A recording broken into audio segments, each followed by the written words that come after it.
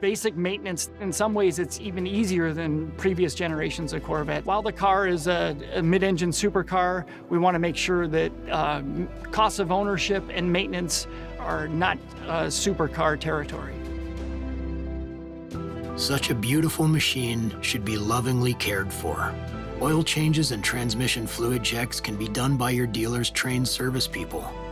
If you plan to do your own oil changes, you'll find Corvette was designed with easy access openings under the car for the oil drain and filter, so the closeout panels do not need to be removed to do an oil change. New for the 2020 Corvette is a dry sump tank on the new LT2 engine. With this improved lubrication, we no longer require that the customer take the car to the dealer at 500 miles to do an oil change.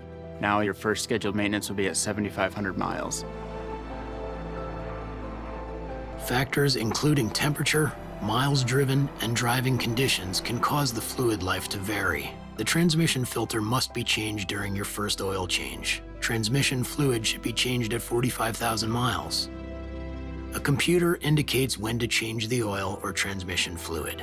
When that happens, it's best to have the work done as soon as possible. One of the best ways to take care of your new Corvette is to let your dealer help.